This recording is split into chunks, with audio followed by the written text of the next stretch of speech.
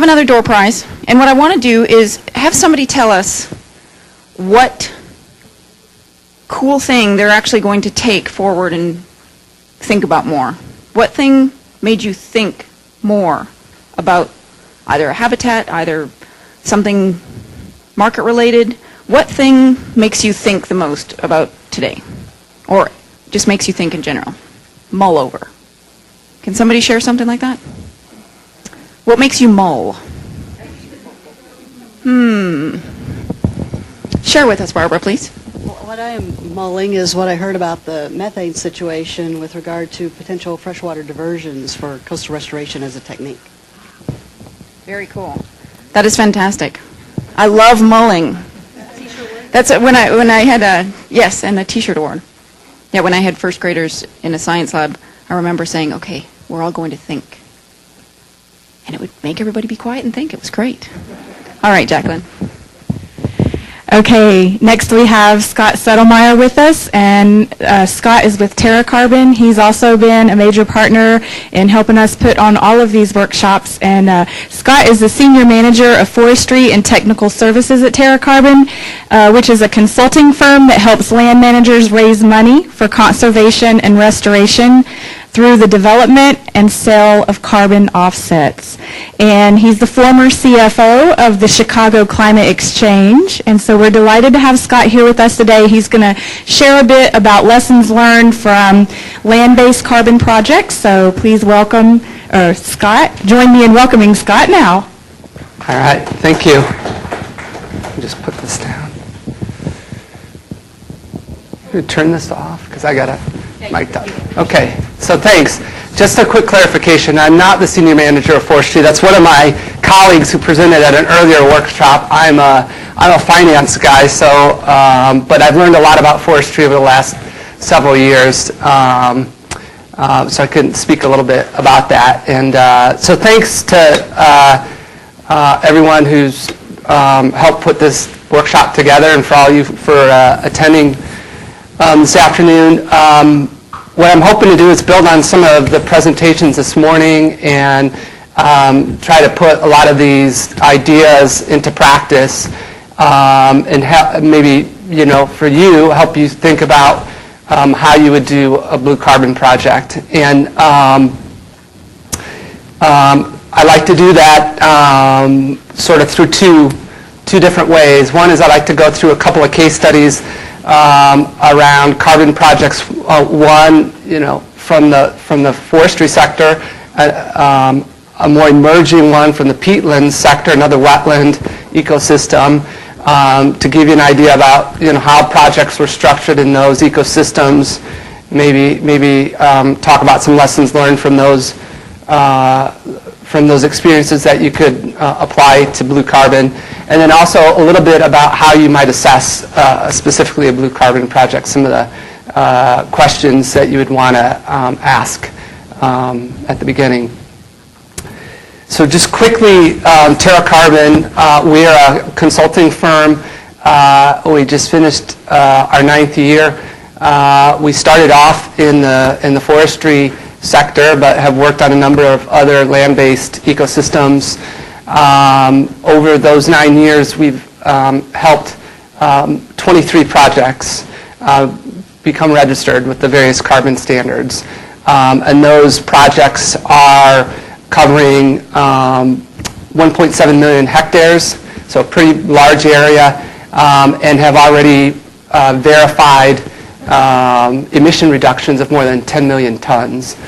We work with a lot of nonprofit organizations. We work with some for-profit organizations. We work a lot in voluntary markets, which is what we're going to talk about today in the blue carbon market. We're also active in the compliance market, which there is a compliance carbon market in California, which you may know about and may have talked about earlier this morning. And that market is open to forest-based offsets only. Hopefully we can expand that into other ecosystems in the future, but it's a very healthy market and is driving a lot of demand for forestry projects all over the U.S., so they don't have to just be California-based, they can be anywhere. Hopefully we can get that to that place with blue carbon. And then the last thing I'll just say about us is that we're also a certified B Corporation, which is sort of a fair trade certification for companies who are socially minded, who are using business to help solve social or environmental problems. If you want to learn more about that, there's information about that on our website, but it's a one way to say we're mission aligned. Our goal, we share with our partners, which is to help use markets and help use business to help conserve the world's forest and natural ecosystems.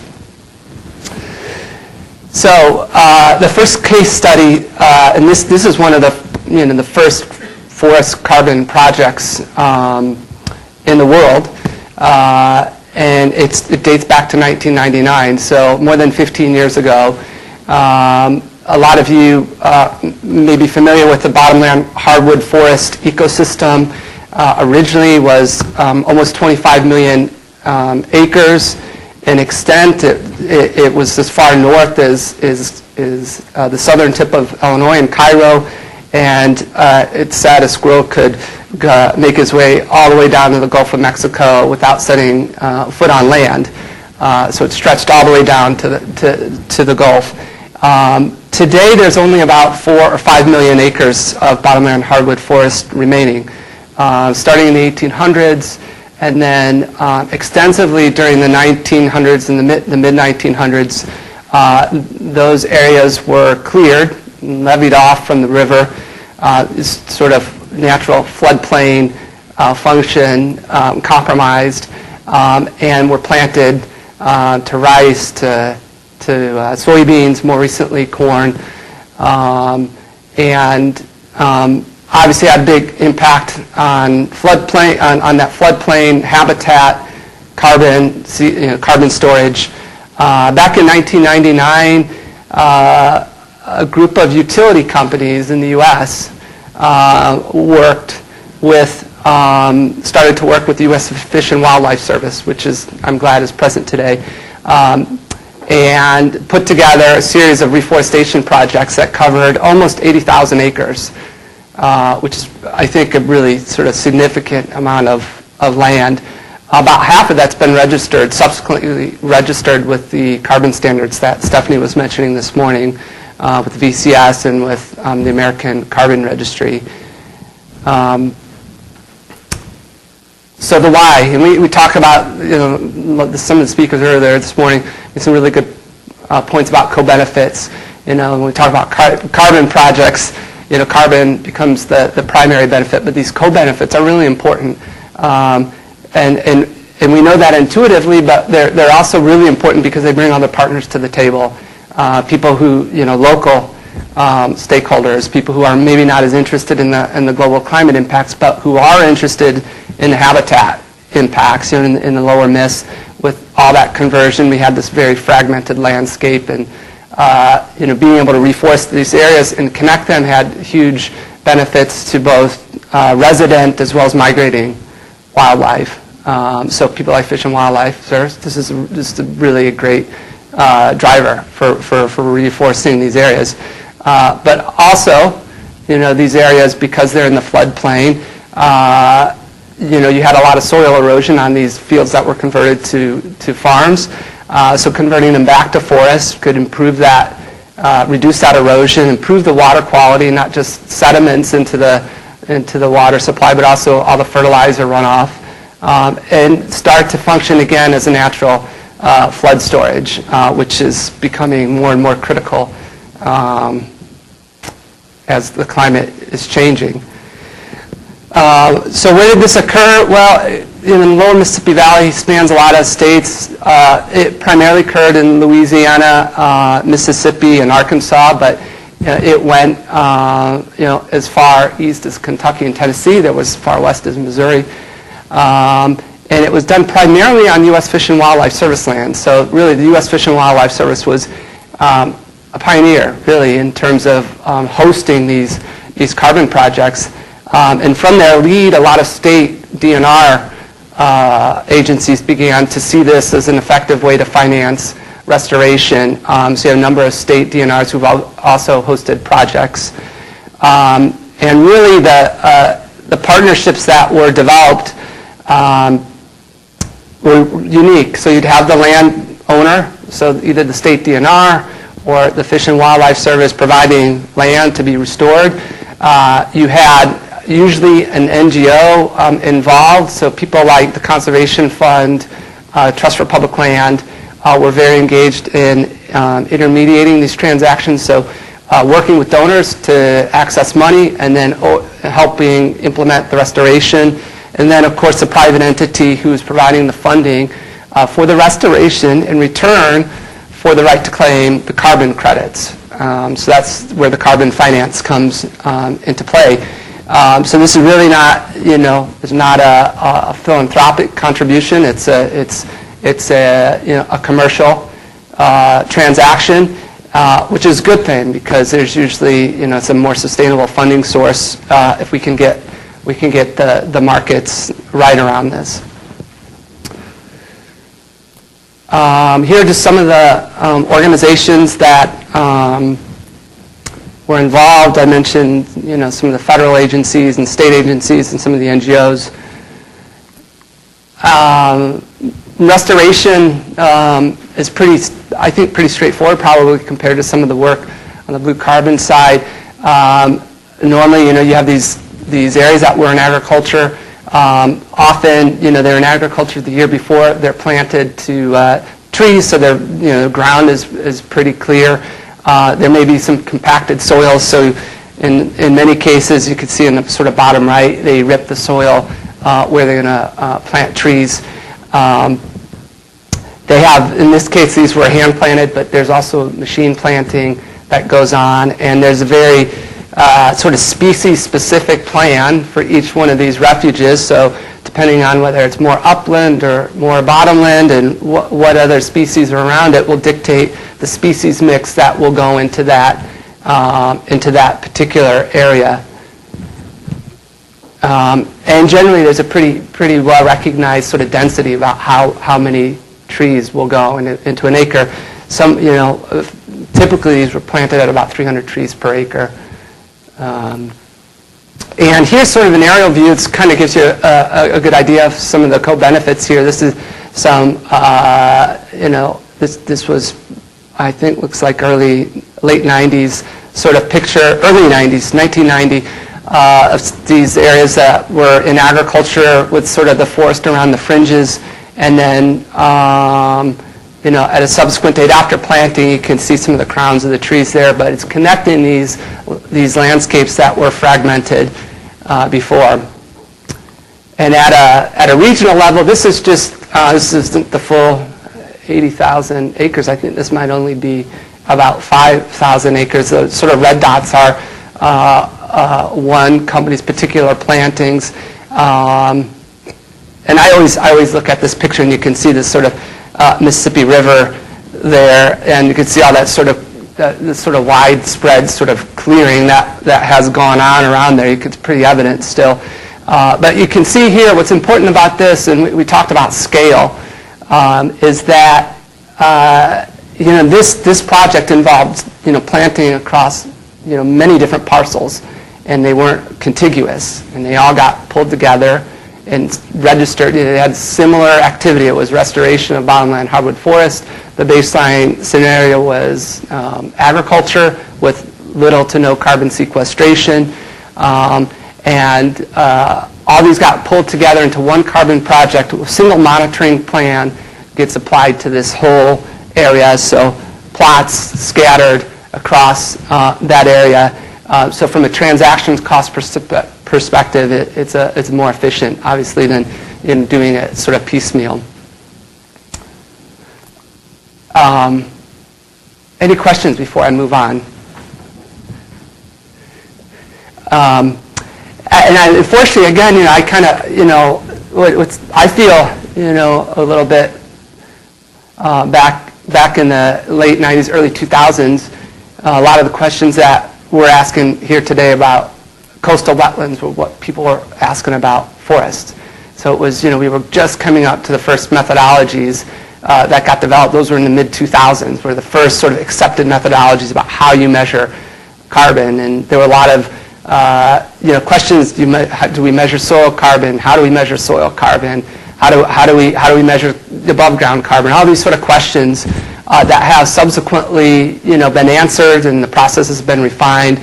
So I feel like blue carbon's sort of in that sort of same evolution right now, and hopefully can learn from what's happened in some of these other sectors, get there maybe a little faster. Peatlands is another area that's just sort of come online in probably the last 5 years, and the first methodologies around peatland restoration just got approved a couple years ago, and we're still developing methodologies around peatlands. Another case study I'd like to highlight, again, the U.S. Fish and Wildlife Service here in the United States. It's a picture of Pocosin Lakes National Wildlife Refuge in North Carolina. Pocosin is a Native American word. It means swamp on the hill. It's a wetland ecosystem. You have different types of Pocosin systems. This is a short Pocosin. These are as a pond pine, it's sort of shrub-dominated system. You have sort of tall Pocosin systems where you have species like the Atlantic white cedar. And what the two systems have in common is, similar to blue carbon, is most of the carbon stored in these systems is below ground, is in the soils. So you have, again, several meters deep of sometimes of organic soils here, and very spongy. If you've ever walked on there, sometimes you can feel it. They're huge sponges for water, so they're great at regulating precipitation. And similar to the bottomland hardwood forest, these areas were cleared for agriculture. This is sort of, anytime we talk about deforestation, we talk about most of the time, not just in the U.S., elsewhere, it's agriculture. So in this case, these areas were ditched and drained for agriculture, and as that, those water levels were lowered, all those organic soils have been exposed and are oxidizing slowly, in some cases very rapidly, because they become very dry and very prone to fires. So restoration in these systems involves restoring that hydrology, raising the water levels to saturate the soils again. In the case of Pocosin Lakes National Wildlife Refuge, there's going to be a 3-mile berm that's built that will allow the water levels to be raised. And there's also some water control structures that'll be put in. And you can see this is sort of a picture. It doesn't look real great while they're doing it, but you can see the water control structure there at the bottom. And there's actually a series of boards that they put in there to help regulate the level of the water. And you can see the sort of the road construction off to the side, sort of a levee there to help allow them to raise those water levels so that it becomes something. After they restore it, so it looks a little bit more like this. Some of the vegetation starts to come back, and the soils become saturated again, and CO2 is reduced, amongst other things. So again, this project is actually it's been permitted. Construction starting this fall, and the number of organizations involved in it. Of course, the U.S. Fish and Wildlife Service is the landowner here. The Nature Conservancy has been working with Fish and Wildlife Service and helping to access funds to help implement the project and also put put sort of the carbon wrapper around it to be able to measure what the carbon benefits are of the restoration. USGS is involved as well in doing some of the monitoring, which I think lends a lot of credibility to the exercise. There's some local universities. East Carolina University is going to be involved in gathering samples as well, supplementing what some of the USGS is doing. And then our firm is involved in helping develop. In this case, we're having to develop a new methodology, which has been submitted. And then we're sort of going through the process of developing the project, which is going to start this fall with an inventory of the biomass on this site before it gets restored, because a lot of that vegetation has turned over. It's not it's more upland trees now that when they get wet, when the soil gets wet, may die off. So we're going to expect some sort of cycling of the biomass. We're going to need to be able to track. We're going to stop some CO2 emissions from the soil, but we're going to actually probably create some CO2 emissions as those trees die off. But over time, new trees will replace them. So it'll be important for us to be able to track that. So again, great carbon mitigation benefits. The water quality benefits are great. The sound around this area, the Albemarle Pamlico Sound, is impaired waterway, like most waterways are in the U.S. with too many nutrients. And so this project, by being able to restore this area, the sort of healthy vegetation, healthy Pocosins will help capture some of those nutrients and avoid runoff, and obviously improve habitat for some of the native plants, threatened plants like Atlantic white cedar, but also black bear and other wildlife. And I didn't mention it on this, but there's also, there's a big, this has been an area that has been very fire prone over the last decade. They've had some massive fires that have been well studied. The emergency room visits tick up quite a bit. Cases of asthma tick up quite a bit. Health costs in those areas tick up.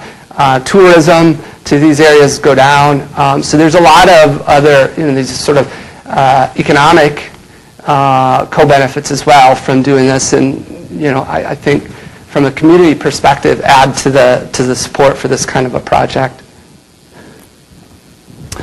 And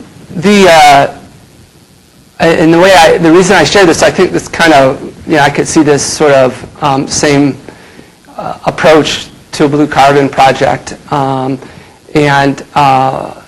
working with the Nature Conservancy.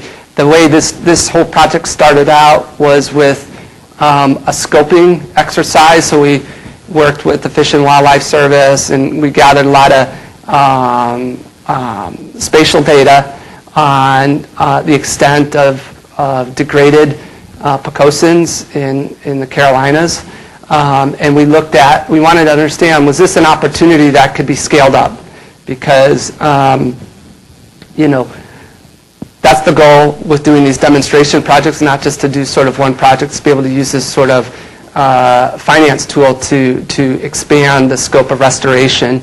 And in North Carolina alone, there's about 1 million acres of degraded Pocosins.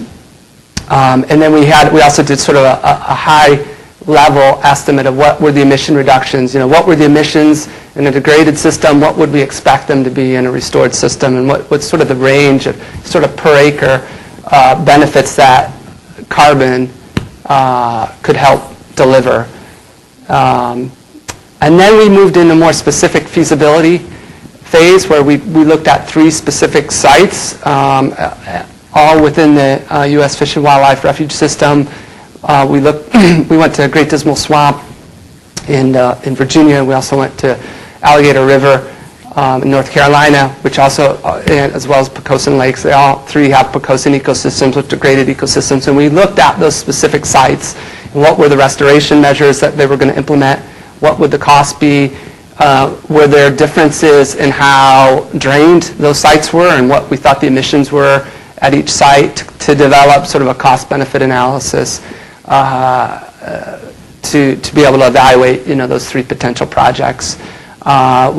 Ultimately, the site at Pocosin Lakes was selected, and now we're moving into this sort of final 3 bullets here of methodology development, followed by actual sort of project design or project development, and project implementation.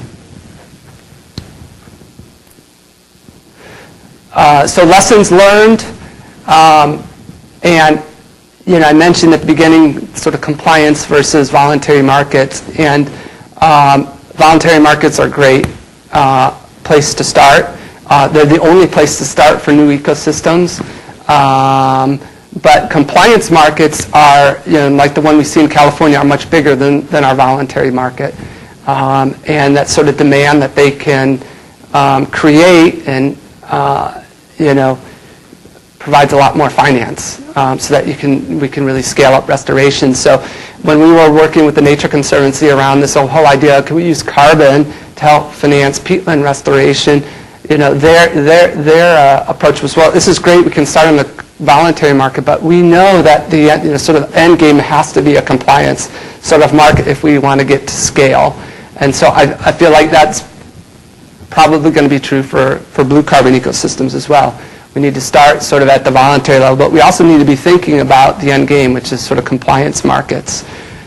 And when I said you have to start there, it's because regulators who design these compliance programs, they want to make sure that the offsets that they allow into the system are very rigorous and credible, that they're going to allow a covered entity to emit more CO2. They have to be sure that the offset that covered entity is using to meet its compliance is really reducing, that CO2 by an equivalent amount. So it's great to have methodologies. It's not enough. You need to actually have projects in the ground, projects that have been verified, third-party verified, and that sort of a track record helps to build the confidence and move projects from the voluntary context to the compliance context.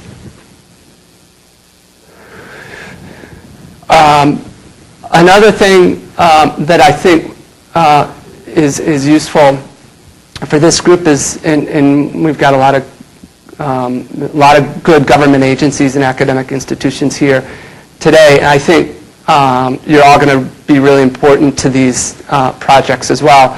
I think when people are launching new project types, it's better to have sort of a wide range of stakeholders, people with sort of the credibility on the science side that the academics can bring, and again, I think private landowners can operate in this space, but what we saw in the forestry space and what we're seeing in the peatland space, we're seeing things done first at the government agency level. And I think that's probably going to be the case as well with blue carbon. Monitoring, and I think this is for a carbon project one of the biggest costs of doing the project, especially it's the main ongoing cost is to monitor the project, and particularly with soil carbon, with blue carbon, this direct measurement can be expensive. So I think a lot of people are trying to develop default measures, proxy variables that can be used and more inexpensively monitored to estimate carbon. And I think that's a great end goal. I think in the near term, though, direct measurements are really the most credible sort of way to convince third-party auditors, to convince regulators. I think we need the direct measures. We need a robust database to prove out those proxy variables and those default values that they're credible, but we can only get there if we get a lot of good direct measurements to start with. We thought with the Pocosin's work we were going to use water tables. We had some good data on the depth, drainage depth related to CO2 levels, but there can be a lot of variability in that. And in the end, we felt like it was more credible to actually develop those measurements of direct CO2 emissions, also collecting water level data that we can use and combine with other data sets down the road to develop those proxy variables. And then the last sort of point here is that carbon is not sort of the silver bullet in almost all cases. When we first started doing forestry projects, everyone thought this is like the holy grail. We can buy land, we can restore land, we can monitor it, and carbon will pay for everything. as you might guess, that didn't turn out to be the case. But carbon couldn't pay for all of it, but it could pay for a good part of it. It could pay for restoration, could pay for long-term monitoring, which were important pieces of the puzzle. So again, with blue carbon, you're going to have other interests, other co-benefits, other sources of funding. Those are going to be important. Carbon is just going to be one sort of layer. It can be an important layer. It could put you over the top, potentially, if you've got everything else in place. Okay, just a couple more slides and then open it to questions. So as far as assessing blue carbon projects, and I think some of this is in your materials here, and I just talked about this, but I think landscape level scoping is an important part. So if you're thinking about seagrass restoration or tidal marsh restoration, you're working in a certain region, it would be really great, I think, for funders to be able to understand what's the scale of this opportunity that exists. It should be more probably than just sort of an immediate project area that you're working on. Funders like to know that if you test it out here, it could be scaled up. So understanding sort of at the sort of spatial level, what's the opportunity? Who are the partners? Who are the agencies, the landowners, academic institutions that you can work with? And can you identify specific sites? Can you find 2 or 3 or 4 sites, not necessarily that you're going to restore, but at least start to evaluate more seriously as part of sort of site level feasibility? And I would break site level feasibility into 3 areas. The first is technical feasibility. And the first part of that is, we talked about using an improved carbon methodology. So if you want to register your project with the carbon standard, you have to use an improved methodology. Well, all these methodologies have what they call applicability conditions. So if your site meets certain applicability,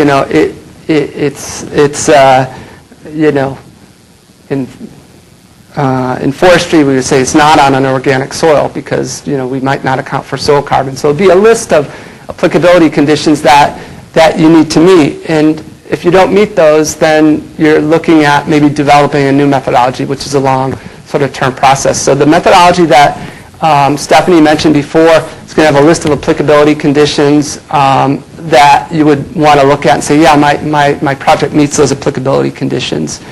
And then the second part of that is, and you'll find in the methodology that's been put forward, that's pending approval, it's pretty broad. There's a lot of different ways you can measure emission reductions. And so do you have site-specific or regionally specific research that could help inform how many emission reductions you could achieve by restoring this area? In the case of Pocosin Lakes National Wildlife Refuge, Duke University, the Wetland Research Center, had been out and installed plots on restored lands, degraded lands, and what they thought were close to sort of natural lands. And they had been monitoring greenhouse gases. They'd been monitoring water levels. And so we had some basis to say, this is what it was in a restored area, this is what it was in a degraded area, and we have a good idea of what the emission reductions would be.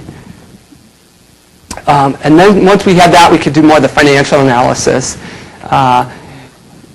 We could look at the cost of restoration, working with the land management agency. We could look at the cost of carbon project development and the cost of monitoring the carbon. And then we could compare that to what would be the potential income if we were able to sell those emission reductions in the voluntary market. And again, we're not expecting that they're going to cover all of these things, but if they can cover, a decent amount, if they could cover 10%, somewhere 10 to 30%, that's what typically we might see carbon covering. And it's going to vary by project and by ecosystem. And then the final thing, and this gets back to the sort of the sale of the emission reductions, is to look at what are the legal issues involved. And credit ownership generally follows sort of land ownership and land tenure. But the landowner can then transfer those rights. And so it's important to know, who, obviously, to know who owns the land, but also do they have the authority to be able to transfer those to a funder? And that's not always an easy question. It took Fish and Wildlife Service a while to get to that answer, and it may take other agencies a while to kind of consider the pros and the cons. But again, there's a lot in it for them as well, and I think Fish and Wildlife Service has not have any regrets about sort of the work that they've done on the carbon side. They've I think, generally celebrated, how well that's worked for them and for their mission. And then the other last part on the legal, in terms of land management, in the carbon, I think we talked about, Stephanie might have talked about permanence, and whenever we talk about land-based carbon, there's always this concern that we've sequestered the carbon or reduced the emission and then gotten a credit, and then later on, the carbon is lost, and there isn't an emission, and there was this, there's sort of this reversal that occurs, and so, and a lot of that's driven by land management decisions. So, it could be in a forest, is somebody's decision to convert forests back to farmland, or it could be, converting a wetland to some other use, and that's going to cause an emission. So, usually when you're doing a carbon project, there's not only the issue about credit ownership, but there's also the issue about what are the responsibilities of the land manager in terms of managing that land so that that carbon is preserved. So just another thing to consider. And with that, I'll open it up for questions.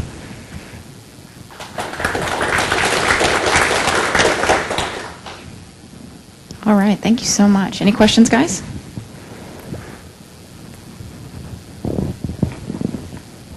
So this may be a question more dealing with private lands, but I wrote earlier in the day a question, what the price differentials might be between conservation, protection versus restoration.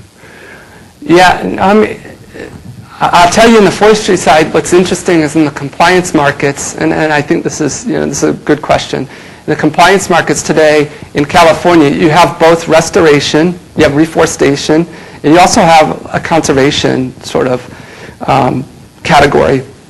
And interestingly enough, in forests, they fall into two categories. One is I'm conserving an area that's going to be converted, to some other use. So there's going to be this big loss of carbon. But you also have an area, what they call improved forest management. So I'm going to manage it in a way it wasn't going to be converted, but I'm going to increase the carbon storage on that land.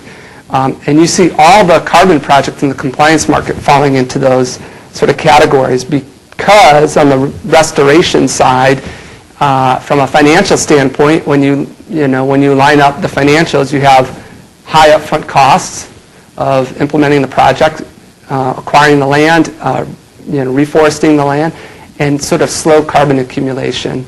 And so you're getting sort of back-end sort of carbon credits and revenue. And that sort of mismatch in the cash flows, hurts the return horizon for financial investors. Whereas if it's, an area that, you find a forest land and some area of agriculture and it has higher and better uses agriculture, and then the landowner says, no, I'm going to conserve this area, I'm going to place an easement on it. Well then, all that carbon that could have been lost in maybe a 3 or 5 year cycle, that's sort of your emission reduction. So there's this sort of, all this sort of stored carbon gets sort of recognized as a benefit in the first 3 to 5 years of the project with little upfront costs, right? So that's sort of, that's what we see a lot more of. So when it comes to coastal blue carbon, the methodology that's been approved right now or nearing approval is just restoration, but there's a conservation component that's coming. And just from our experience, even in the lower Miss, and you all know it as well, these ecosystems take thousands of years to develop into what they are, and trying to recreate those and restore those, it may not take thousands of years, but it's a long process.